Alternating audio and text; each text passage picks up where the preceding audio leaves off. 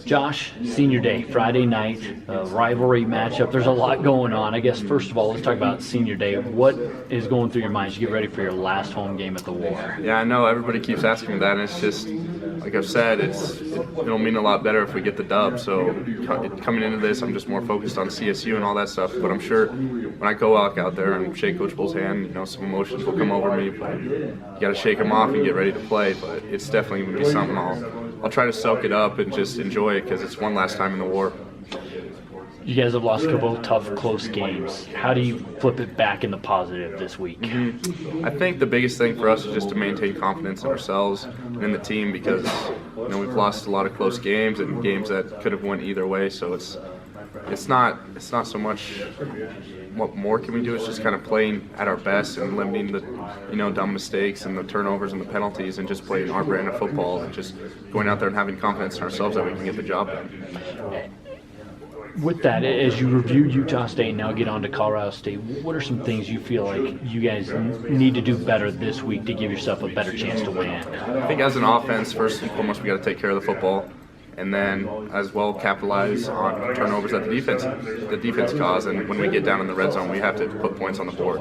So I think the biggest thing for us is just finding ways to execute in the red zone and then just taking care of the football. And, everything else I think will take care of itself from there. Was there anything to take away from the fact that you guys did have so many mistakes at Utah State, but you still had a chance to go down and win it with 2 minutes left? Yeah, I mean, that's really all you can ask for at the end of the game is just having a chance to win. And we, even though through all the mistakes, we still had a chance to win, but just didn't end up going our way. But I think it's just a testament to the guys that we have a never give up mentality, and as long as there's still time on the clock, we're still going to give it our all. And it's really a credit to the guys and the coaches as well, just keeping us involved in the game and just trying to make adjustments and find ways to compete towards the end of the game.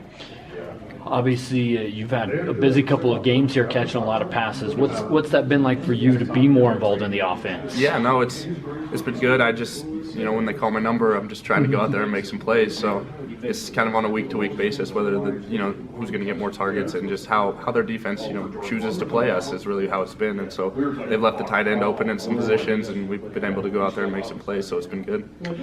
How would you describe this week as somebody inside the program? You've been through this now for 4 previous years, but it's Border War week. How would you describe, and is there something different to this week, do you feel?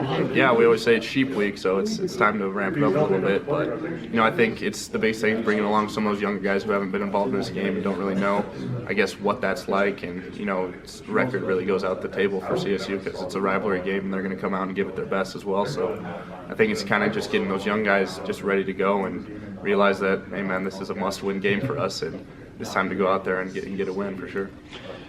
You're on the Wyoming side. What does it mean to Wyoming kids to be in this game, in this rivalry matchup? Yeah, no, growing up here and coming to some Border War games, I guess I didn't really realize at the time how intense it was as a player and playing on the team. So, coming in here, and I know how much it means to the Wyoming people and the Wyoming faithful. So it's definitely not only a win for us, but a win for the state as well if we go out there and get it done. So, what would it mean to you guys to go 4-0 against the Rams? Because you have that mantra of going 1-0. If you go 1-0 this week, that'd be 4-0 in your career against the Rams. Yeah, no, it'd be pretty special, and like you said, we're trying to go 1-0 this week, and just finding ways to do that and just developing the game plan and executing the game plan to the best of our ability will be a way to go 1-0 and then 4-0 overall, so it'll be good. Yeah.